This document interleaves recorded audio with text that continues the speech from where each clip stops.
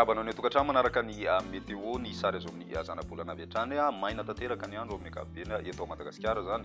Mety hisy ihany ny tandrivon-drahona mandalo amin'iny tapany andrefan'ny Madagasikara zany hoe any amin'ny tany melaky sy ny any atsimo andrefana any ato anatin'ny 3 andro avy satria dia misy ny fikorotanana any ambony tsy taka-maso amin'ireo lanitra ny faritra voakasika ireo zany ary torak'izay koa ny any amin'ny tapany avaratry ny nosy ho an'ny avoatany kosa dia mety andraondraona ny andro indrindra moa zany any amin'ny sabotsy any ny tapakandro hariva ny maraina mbola manjaka hatrany ny zavona raha ho an'ny voatany ny maripanatsika somary isy fidinana kely ny maripana ambony indrindra ny izay ho any amin'ny ilany andrefan'ny Madagasikara iny zany hoe mety hidina hatrany amin'ny 4 degré celsius zany ilay maripana nahatratra hatrany amin'ny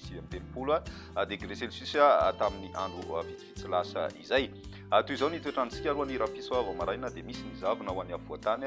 ary mbola misy hatrany ny vorana malefaka na miendrika tandrindao izay any amin'ny faritra Analanjofo sy ny tapany avaratry ny faritra Atsinanana. Misy ihany koa ny rahona vao maraina any amin'iny morontsiraky melaky sy ny morontsiraky ny faritry Sofia ny ambiny dia njakany masoandro ho an'ny rapisotolakandro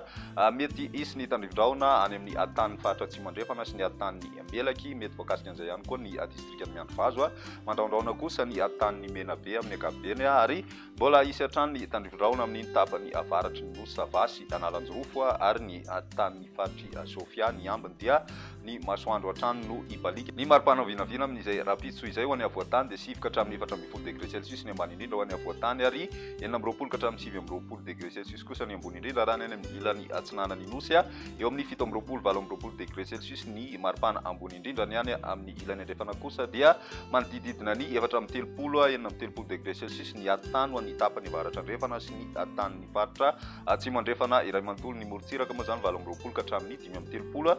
degré celsius ho an'izay rapitso izay ho an'ny andro ny zoma dia mbola mitohy hatrany ny zavona ho an'ny tapakandro maraina ny atoandro kosa mety mandraona vitsy ny andro ho an'ny avoatany misy hatrany ihany koa ny orana tandrivon-drahona ny faritra Savasy Analanjofo miaina an'izay ihany koa ny any amin'ny faritra melaky sy ny tapany avaratry ny faritra Menabe mety mahazo an'izay ihany koa ny tany faritra atsimo andrefana ny ambiny dia maina tanteraka ny andro raha ny maripana voavinavina amin'izay andro ny zoma izay midina 17 degré celsius ho an'ny avoatany ny ambony indrindra mijanona ho 17 degré celsius kosa ho an'ny morontsiraka Atsinanana tsy dia misy fiovana firy zay ho an'ny ilany andrefan'ny Madagasikara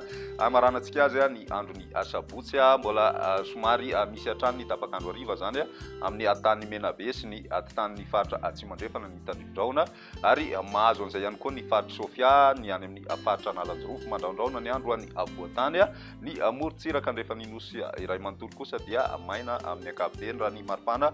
vinavina amin'izay andro ny sabotsy izay eo amin'ny 17 degré celsius ho an'ny avoatany ary mbola mijanona 17 degré celsius kosa ho an'ny morontsiraka Atsinanana ny any andrefana dia eo amin'ny 4 degré celsius eo ny tany amin'iny ilany andrefan'ny Madagasikara iny.